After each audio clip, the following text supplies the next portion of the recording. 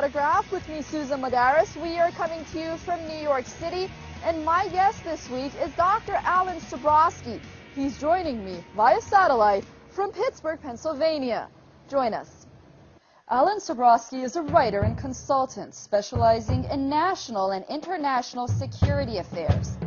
In December 1988, he received the Superior Civilian Service Award after more than 5 years of service at the U.S. Army War College as Director of Studies, Strategic Studies Institute, and holder of the General of the Army Douglas MacArthur Chair of Research.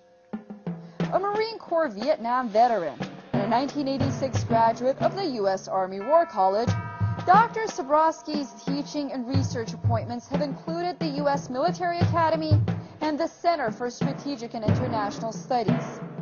While in government service, he held concurrent adjunct professorships at Georgetown University and the Johns Hopkins University of Advanced International Studies. His published work includes 13 books or monographs and over 160 articles, chapters, and book reviews. He is currently completing a book-length study on the U.S. use of military force as an instrument of foreign policy titled Presidential War: The Politics of Military Intervention. Dr. Sabrosky is also an editor at Veterans Today, where his latest series of articles regarding Israeli involvement in the 9/11 attacks against the United States is a shocking expose of how the Israeli Mossad planned the attacks and how the U.S. military had prior knowledge. An argument often not discussed, especially by someone like Alan Sabrosky, who is an American with Jewish ancestry. However, Sabrosky bravely addresses this sensitive and controversial topic as someone devoted to the security of the United States at any cost. So what happens when a military insider puts the devastating terror attacks of 9/11 directly at Israel's doorstep? Dr. Alan Sabrosky, thank you so much for joining us on The Autograph. My pleasure, Susan. Tell us how you make the case for Israel's involvement in the tragic 9/11 attacks. There were several different ways of doing it, Susan, and this may be a little bit more background than some of your people need, but I began to have suspicions about what had happened on 9/11 about 2 weeks after the attacks. There were several discontinuities that made no sense to me whatsoever.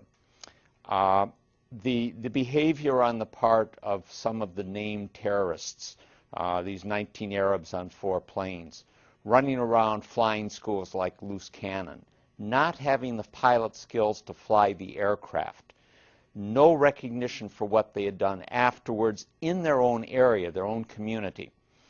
And it struck me that for many reasons, none of the arguments that were being given for what they did made any sense.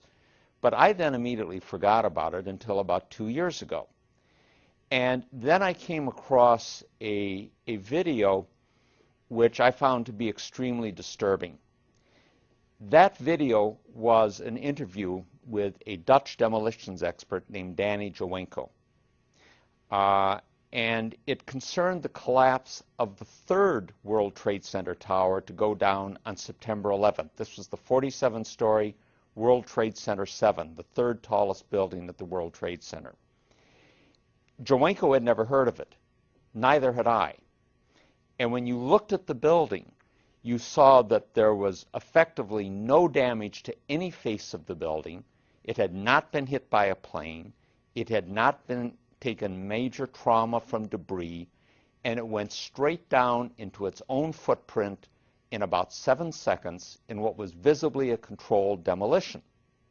You know, and it was pretty clear that whatever those 19 named Arabs on 4 planes, 2 of them at the World Trade Center, had or had not done, they could not have had any possible effect on that 3rd building going down.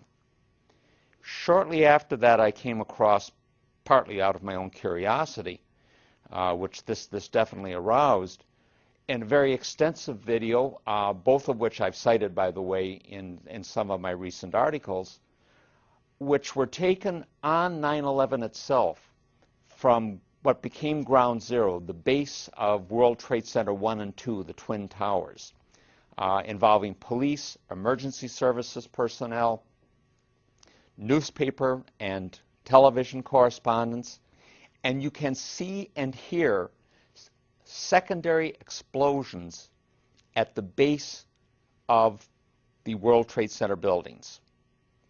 Now, planes impacting at 800 to 1,000 feet above the ground are not going to cause secondary explosions at the ground floor.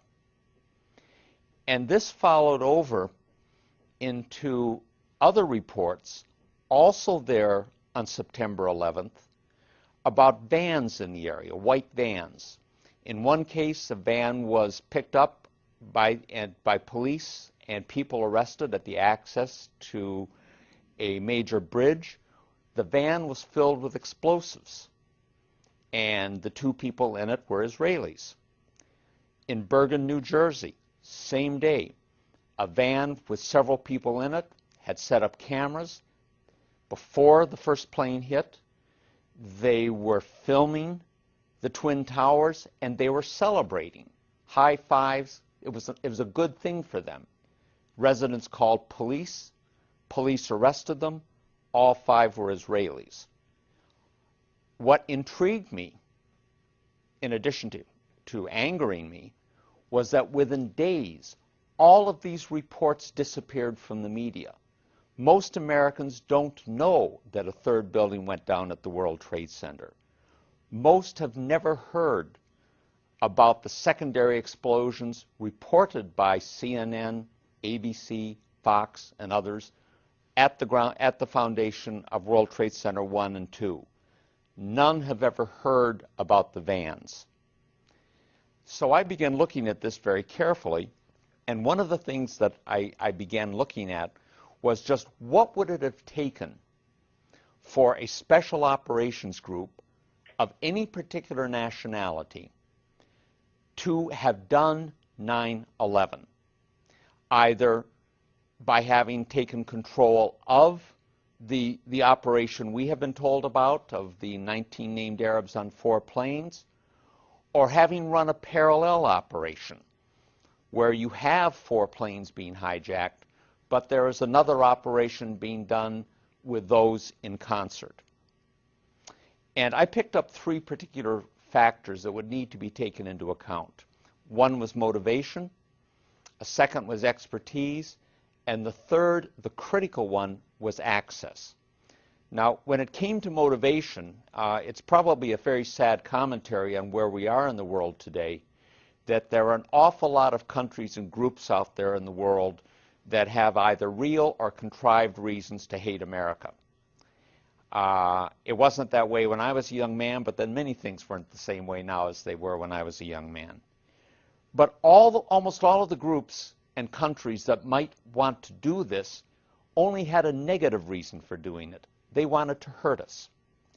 The Israelis had a positive reason, and it's one that a number of their supporters had talked about from the 1990s on up, and what was called the Project for a New American Century, whose members included, by the way, later Vice President Richard Cheney, later Defense Secretary Donald Rumsfeld, and many of the so-called neoconservatives, most of them Jewish but not all, who came into the first Bush administration.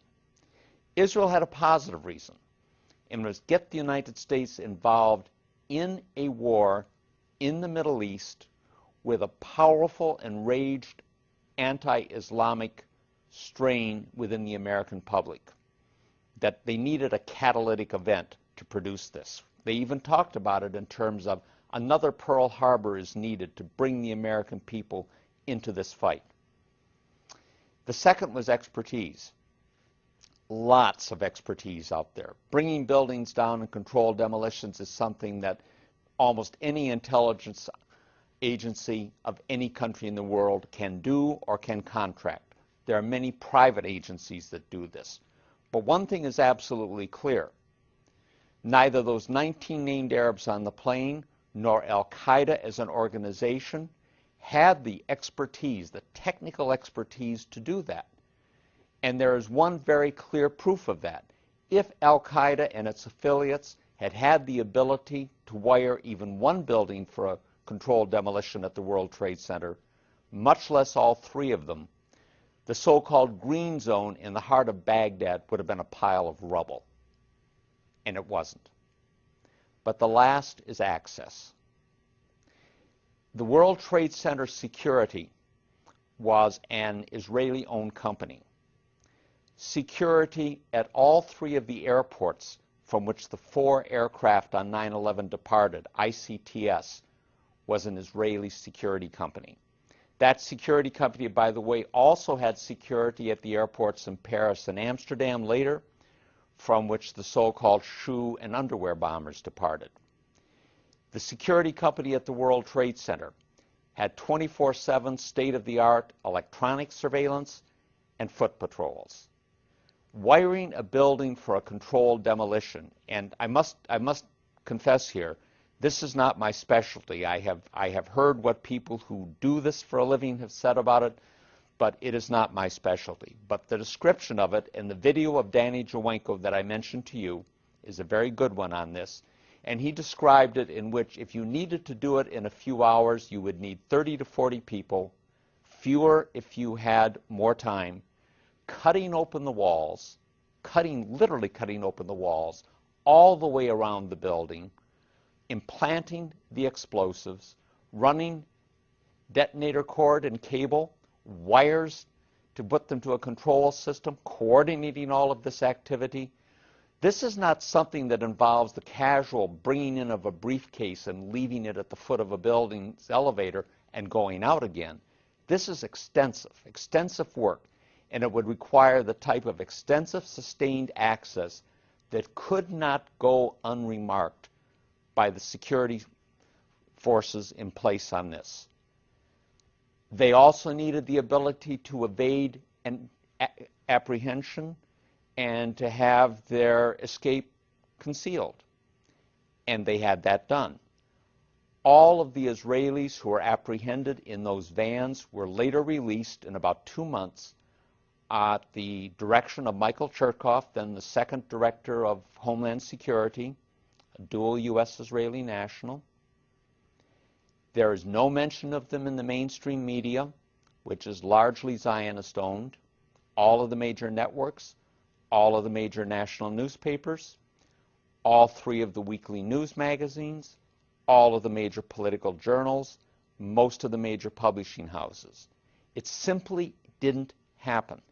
The only thing that happened on 9/11 that was discussed in the media, that have been accepted by the government, that was described in the 9/11 Commission, are 19 named Arabs on 4 planes bringing down 2 buildings. And the rest of it, in Orwellian terms, has become a non-event and a non-story. And you know, since you just pointed to the 9/11 Commission report, there is an understanding that the primary motivation for 9/11 was U.S. support for Israel's brutal oppression of the Palestinians, also conveyed in the 9/11 Commission report. I guess my question is, how are these 2 incidents or theories, so to say, related? And, you know, there are those that will brush off your argument as a conspiracy theory. Are you concerned? I don't think that's so much of a conspiracy theory. I was smiling when you said that, because to tell a bit of a story on this, back in the early 80s when I was in Washington at the Center for Strategic and International Studies, one of our visitors for a luncheon talk was a young gentleman then named Francois Heisbourg. Heisbourg was the special assistant to French President Francois Mitterrand. And I don't know how this subject came up, but he said, you know, Americans never see conspiracies anywhere. We French, he said, we see conspiracies everywhere. And both of us are wrong. This is not a conspiracy in the sense that it is usually used, the word is usually used, which is to denigrate an opposing argument. When someone in the United States says that that's a conspiracy or that's a conspiracy theory, by definition they mean it is irrational, illegitimate, and without proof. All I would suggest to people is that you look at the films of WTC-7, that third tower going down on September 11th. You look and listen to the reports on September 11th with the secondary explosions. These are not fantasies. They happened. You look at the reports on September 12th of the apprehension of Israelis with vans of explosives and cameras filming the events on September 11. These are not fantasies. And you look at the people riddling the American government, all of the Middle East people in State Defense and the National Security Council, Deputy Secretary of Defense Paul Wolfowitz, Undersecretary of Defense for Policy Douglas Feith, who used to be a friend of mine, by the way, from Philadelphia. These people were all part of the neoconservative movement. Many of these people are dual U.S.-Israeli nationals. All of their primary allegiance is to Israel. In a recent article, Sabrosky explains why he is anti-Israeli. He notes, because of what it has done to the U.S. in the furtherance of its own goals. The USS Liberty incident and 9/11 obviously stand out. And because of the leverage it has acquired over the U.S. government and its policies through the machinations of the domestic Jewish community here. My concern is that I don't much care about other people or other countries. I don't hate anyone in particular. I don't like anyone in particular. I'm an American. My loyalty is strictly to the United States. And I don't care what my ethnicity is or what my ancestry is. My allegiance is that. And my concern is only whether something helps or hurts the United States. And I think anyone who's a citizen of any country can very properly have similar feelings toward their country. What I'm concerned about is what is done to hurt America. And it is very clear that over a period of the last 40-odd years, that the penetration of the American political process, the effective subordination of the Congress in particular to Israel, when an Israeli prime minister can get 29 standing ovations from a Congress that can't give that much support to one of their own presidents, no matter how outlandish the statements, you have something as close to a puppet agency as you're going to find. Our policy in the Middle East has for decades been manipulated increasingly in terms of what benefits Israel and not what benefits the United States, even when that policy is articulated and supported by individuals who are sworn officials of the United States government. And to me, when a sworn official of the United States government, whether or not that person has dual Israeli citizenship, manipulates American policy, contrives crises and tragedies like 9/11, contrives wars like Afghanistan and Iraq, and now tries to get us into a war with Iran, all in the service of Israel, spending American lives in that process, they commit high treason, and they need to be treated in that manner. In his article, Zionism Unmasked, The Dark Face of Jewish Nationalism, Sabrosky looks at the differences between Jewish nationalism, or Zionism, and that of other countries and cultures. He argues that, first of all, Zionism is a real witch's brew of xenophobia, racism, ultranationalism, and militarism that places it way outside of a mere nationalist context. Secondly, Zionism undermines civic loyalty. Thirdly, the enemy of normal nationalist movement is the occupying power, and perhaps its allies, and once independence is achieved, normal relations with the occupying power are truly the norm. But for Zionism, almost everyone out there is an actual or potential enemy. I continue our interview by asking him about his theory. Well, I think the first thing to note, and I want to be sure that this is emphasized, is that is that Jewish nationalism or Zionism is not Judaism. It has nothing to do with Judaism. Many of the Zionists are very secular Jews. They are not practicing Jews in a religious sense. The thing that's intriguing about Zionism, and I think I use the phrase that it's a real witch's brew of xenophobia, ultranationalism, and militarism, with a nice scrap of regional imperialism built into it. Most nationalism is not like that. Most nationalism is intended to be a unifying force, but it doesn't go to such an extreme level. A second element of it is that when you have competing nationalisms, it's very, very rare to find anything that involves the level of antipathy and hatred to the other side. Sabrosky believes that Americans should see where they stand now, what should be done, and where America must stand if it wishes to alter the world Zionism has contrived. While he paints a realistic picture of what the current situation is, he addresses why so many attempts to contain Zionism in the U.S. have failed throughout the years. You know, a good friend of the show, James Morris, who has contributed greatly not only to this show, The Autograph, but also in raising public awareness, notably on his website, americahijacked.com.